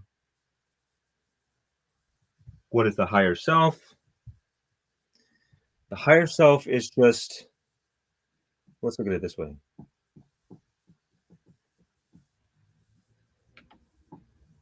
There's source, which is infinite and unlimited energy, and this gets condensed, more and more condensed. You have the world on this side, and you have your body in the world. Your body is the most condensed form of energy. A little bit less condensed is for your mind. Your mind is like the portal between the world, the physical world, and the spirit world. And you're connected to this, to source. Your soul is somewhere over here, and I pretty much say it's the same thing as your higher self. It's the version of you that exists beyond space and time. In fact, it's most of you. Most of you exists here. And who you are as a body is just kind of like the tip of the iceberg. So your higher self is guiding you in this life. And again, through the feeling of what is right. The more you follow love, peace, and joy, the more you connect with your higher self. You become one with your higher self. And the more you're separated from peace, love, and joy, the more you're separated from your higher self. That's why a lot of people look like the living dead. They've been cut off from their soul for whatever reason.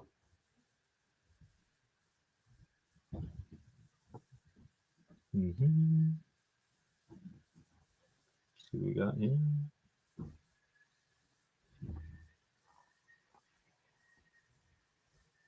Wonderful, wonderful.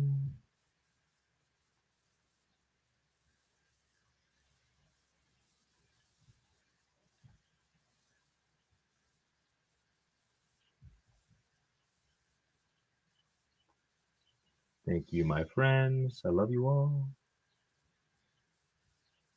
Just.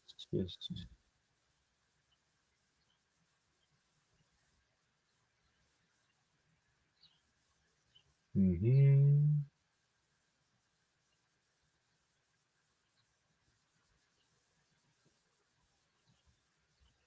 Yes. Mm. Wow.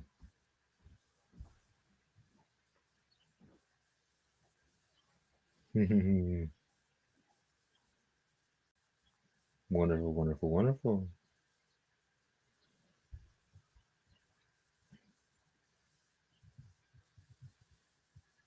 Please repeat the last thing you guys said. Um,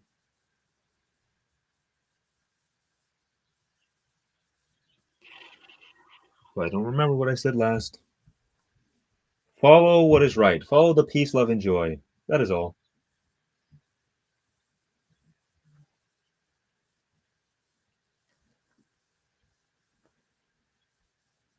How to not be a savior for your loved ones. It's simple. You focus on mastering you. Because if you focus on becoming the greatest gift for the world, you naturally become a help to everybody. But if you try to focus on helping others, well, then you might just make more of a mess. So the most selfless thing you can do is work on yourself, and everything else will take care of, you know, what's wrong. hmm How can we keep good vibrations? Well, you stop allowing the fear in. You don't need to try to stay positive. You become a positive individual, become a positive being.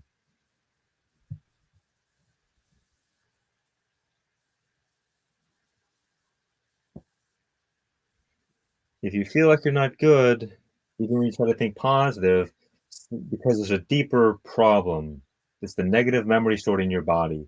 It's a trauma. It's a negative self identity. So you're not going to just think your way out of that problem. You have to speak the language of feelings, which means you want to start feeling better about yourself. You love yourself more. You treat yourself with more compassion. You develop a better relationship with yourself. And as you start feeling better with about yourself, everything else kind of takes care of itself because, well, your relationship with yourself is your relationship with life.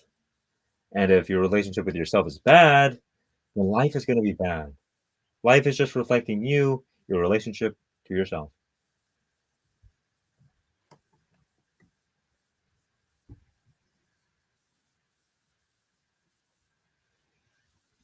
You can certainly defeat negative thoughts with positive ones. Just don't get in this kind of inner struggle of always being at war with your negative thoughts. Use negative thoughts as a trigger to build the positive habit of thinking or build the habit of positive thinking.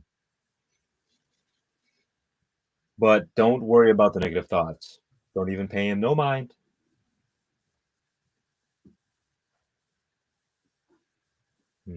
Wonderful. Wonderful. Love you all, my friends. Thank you, Thorny Nose. I appreciate you, my friend. Noise Thorny. Yeah, buddy. Do I practice OBE? I don't know what that is. OB. OB?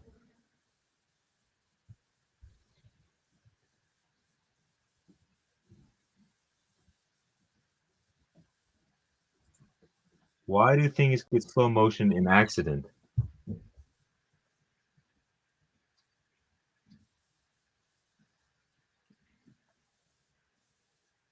Hmm. Why do things get slow motion in accidents? Probably because you're so pulled into the present moment that time stops.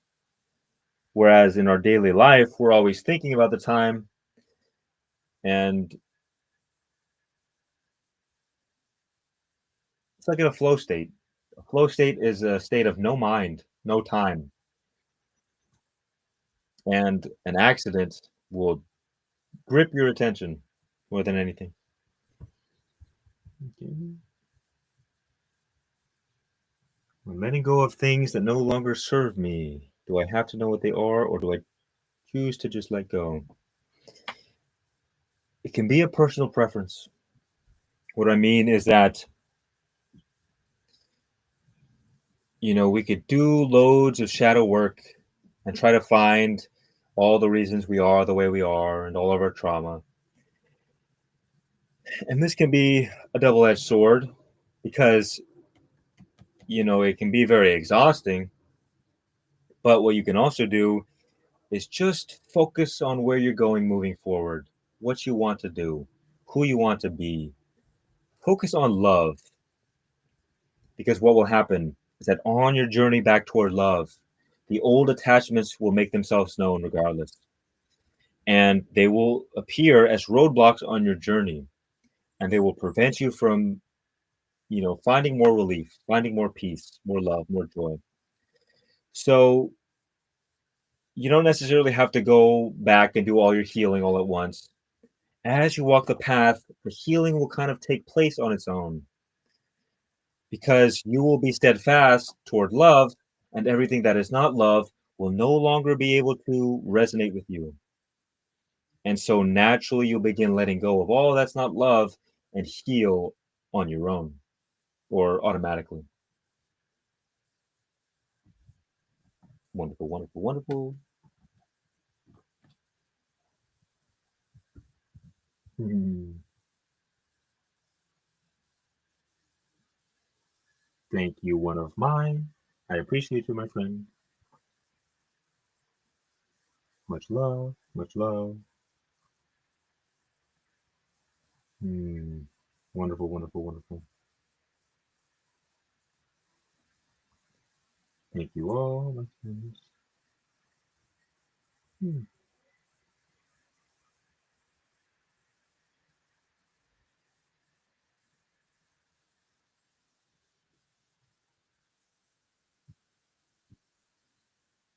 If you have repeating negative thoughts, it means there's some kind of trauma, there's some kind of negative memory stored in the body. So, first thing I would do is reframe your negative thoughts. Don't look at them so much as bad, but look at them as revealing the way forward, revealing the trauma, revealing where you're still attached. So, the negative thought is going to have some kind of pattern. And like a dream, you want to begin dissecting the pattern. What do the thoughts mean? What are they telling you about yourself? If you have a repeated thought, it means the memory is in you. And so you kind of want to dive deep into yourself and begin reflecting on that pattern. And you can journal, and naturally you'll come to these intuitive realizations about, oh, that is why I have that thought. And that can help you kind of deal with them. Depending on how debilitating the thoughts are, you'll either have to stop what you're doing and work on it, or like I said earlier, you can kind of just keep focusing on where you're going. And the less you pay attention to your negative thoughts, they kind of just fade away. But if there's strong negative stored in the body, if there's strong negative memory stored in the body, you're gonna have to deal with it eventually. Oh, out of body experiences. I do not go out of my body. How to function in society without any ego? Well,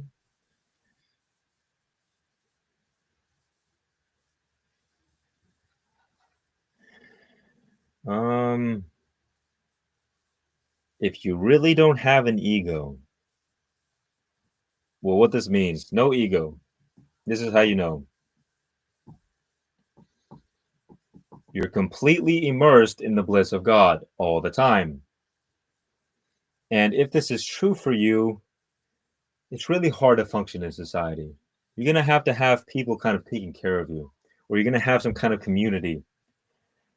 Because if you're blissed out all the time, it's like being on the most powerful drug, except it's a good thing. So you're kind of just, you're disconnected from the world. But if you don't experience this, well, then it means there's still some ego. And ego is not a bad thing because it, well, allows you to function in the world. So what we want to do is, first of all, we don't want to be attached to our ego. We want to create an ego that is constructive, that helps us. I often think that the ego is either like a grasshopper or it's like a locust. It's either symbiotic or parasitic. And so, you just want to develop a healthy ego. What do you want out of life? What do you want to do? There's nothing wrong with becoming somebody as long as you're not attached to it. Because once you get attached to it, now you start suffering.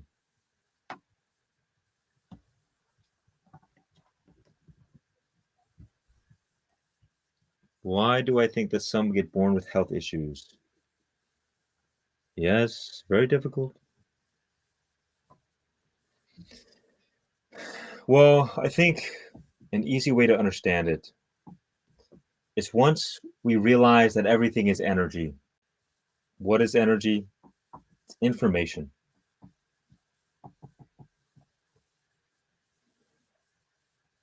Once we come to this realization, ideas like reincarnation and karma, they make perfect sense. Because in truth, there's no death, there's just the transmutation of energy.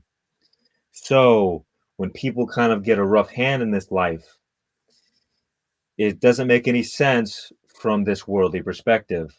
We have to take a step back and realize, well, all that reincarnation and karma is cause and effect. The thing is, from the worldly perspective, we do not see the cause, we only see the effect. And so it's the reason we live in this life is because whatever happened previously, and what this kind of game of life is, our soul, which is still information, energy, incarnates into these bodies in order to experience life lessons. And through these life lessons, we let go of attachments. So our attachments create suffering, and we go through experiences in life to become free from suffering and attachments. That is why, from the surface level perspective, if somebody has a really bad life, it's terrible to us because we live in this animal body, which is designed to pursue pleasure and avoid pain. But from the soul's perspective, there's nothing wrong, there's nothing bad, because the more suffering you go through in this life, oftentimes, the more you become free from your attachments. And becoming free from your attachments leads you toward heaven. So, what is a moment of suffering in an eternity of bliss? It doesn't mean anything. But it's not possible to understand when we're in the thick of it because we still live in these human bodies. And so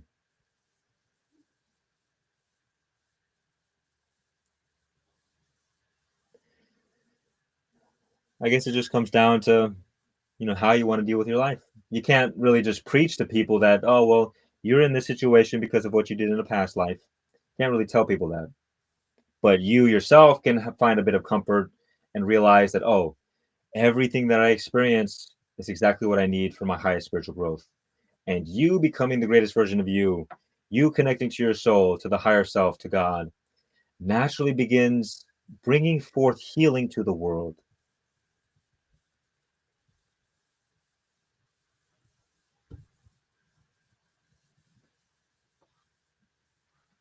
Mm-hmm.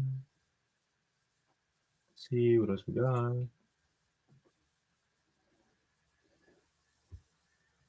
What is the light we see in our dreams? I'm not sure. Why do we need to learn to be free from attachments? Because attachments create suffering. Because life is changing. When you're attached, you resist life, you resist change.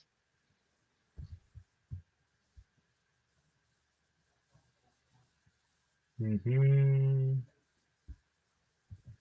Oh, what is the light we see in our dreamscape? It's the light of consciousness. The light of consciousness. Can one be attachment free and still be depressed?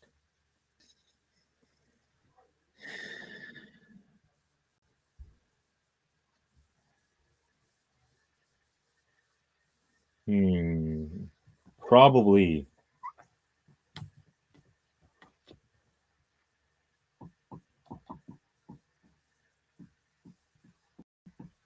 I think I made a video on this recently.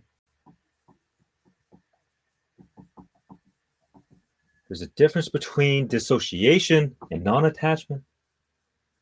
Dissociation is when your mind kind of just checks out.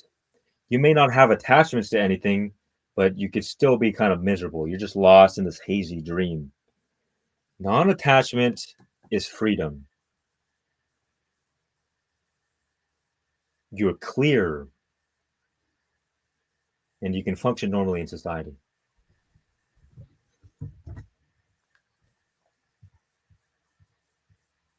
Wonderful, wonderful, wonderful. Okay. Do we need attachments to remain tethered to this world? Yes.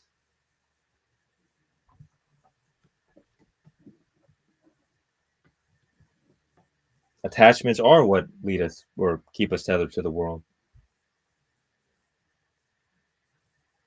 And when you become free from all attachments, it's like you kind of beat the game of life. You no longer need to be here. That doesn't mean you should avoid becoming free from attachments because you don't want to die. It's not as easy as it sounds. But yes, I would say that typically in life, we leave the body the moment we're no longer needed, once we've served our purpose. And, we've, and when you've experienced enough for one lifetime, yeah.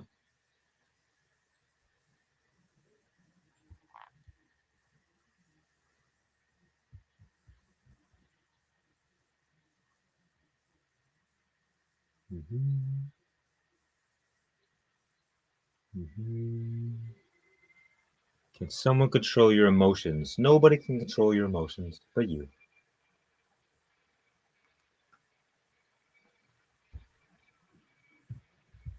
Yes, yes.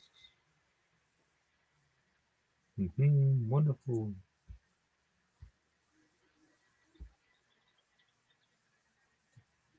Feminine and masculine energy.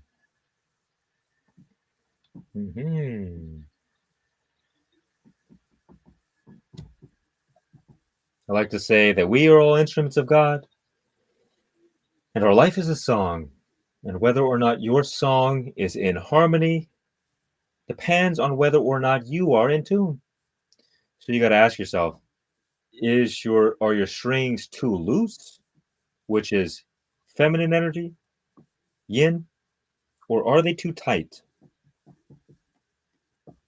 which is order, masculine energy? This is chaos. The moment you discover which of the two energies you are imbalanced toward, which one's your strength, now you can use your strength to develop your weakness and you can return to balance.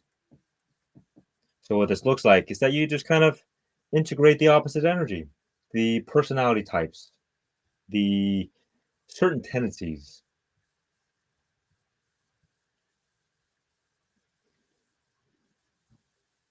And I think intuitively we kind of know what this means.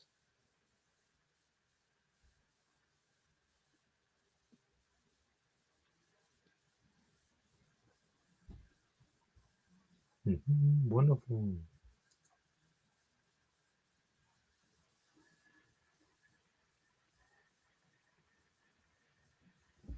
How to embrace honesty.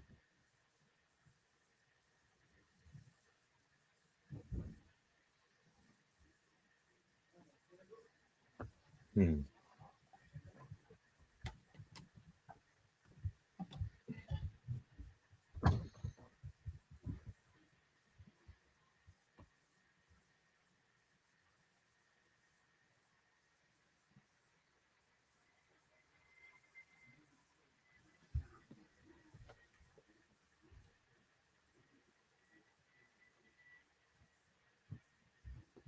Mm-hmm.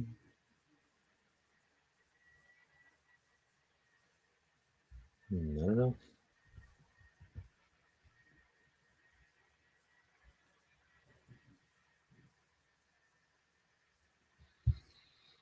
Mhm.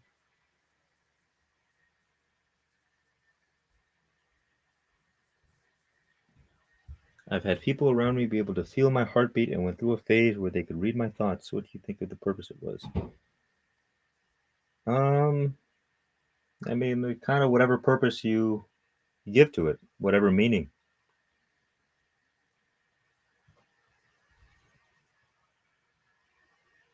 Do I believe in curses that were supposedly put on somebody, like witchcraft? If you're vulnerable, if you don't know your power, then yes, you can get screwed.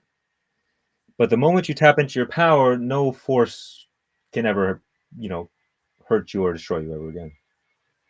Because, once you realize that you're the light, well, then what power does the darkness have in the presence of the light? It has no power. But if you're living in darkness, now you can be under the influence of the forces of darkness. Mhm. What is the veil? Mm, not sure. The veil of ignorance.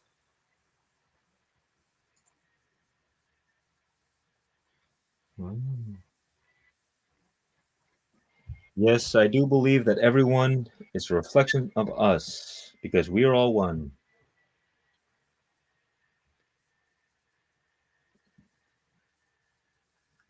Mhm. Everybody can be your teacher.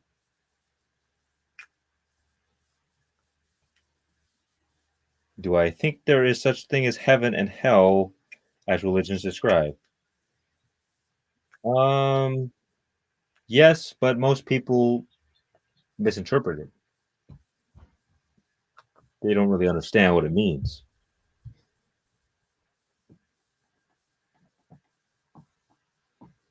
Hell is just like the shadow of heaven,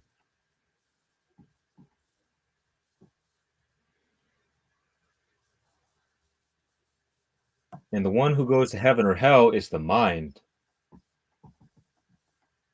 So the more attachments you have, let's use the balloon example,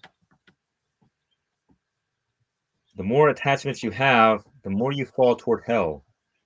But even though hell is eternal, your stay in hell is not, because you will only be in hell to the degree in which you hold on to these attachments. And this can happen while you're alive, it can happen when you're dead. Better to happen when you're alive. This is why we get rid of attachments, because the more attachments we have, the lower we go and the more we suffer. But the fires of hell purify those attachments, they burn them off, and then we naturally rise again.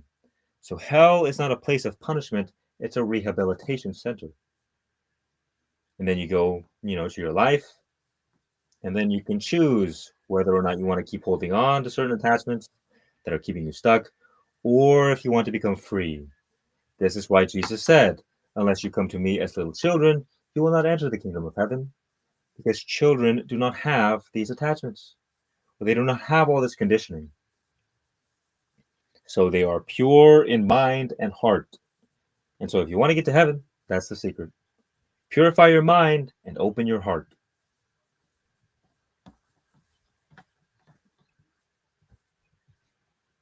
Yes, hell is not fun.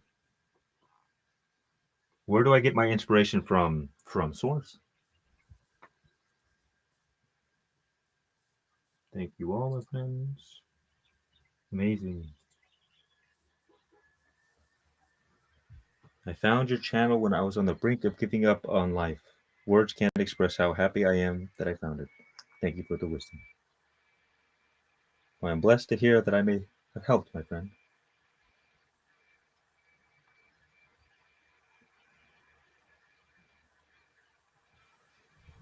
Amazing. Amazing. Wonderful.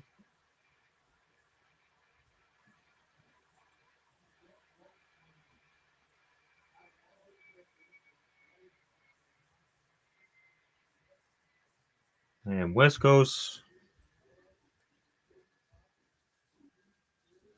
If you want to protect yourself against witchcraft, you can't feed into it. because the more you believe it, the more power it has over you. You allow the fear in, you allow the negativity in.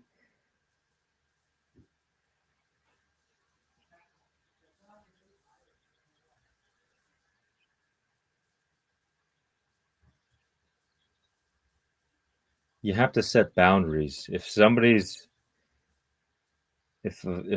is harassing you, you got to stand up for yourself and be clear on what you're willing to tolerate. Because if you tolerate the negativity, well, you're allowing it in. You have all the power. You don't have to listen to people. You don't have to explain yourself.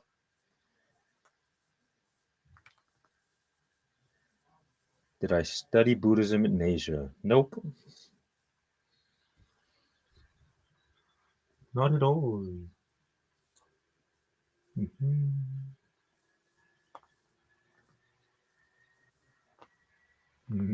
Funny, funny. Hilarious. Hilarious. Mhm. Well, my friends, I think I'm going to end it here. It's been a wild ride. I've enjoyed the journey. Hope you have as well. If you'd like to work with me, some guidance on your journey, then there's a link somewhere, either in the bio, in the comments. Let's see, what else? We have a free community.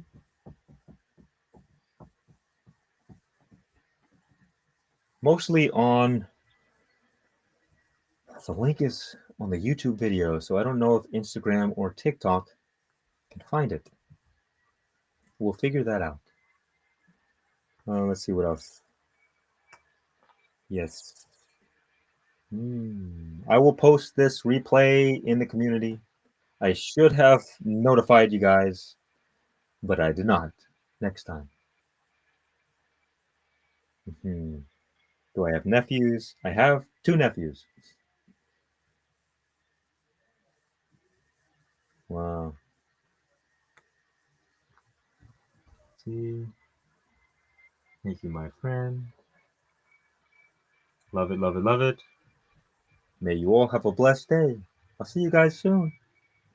Tomorrow. Wonderful. Okay.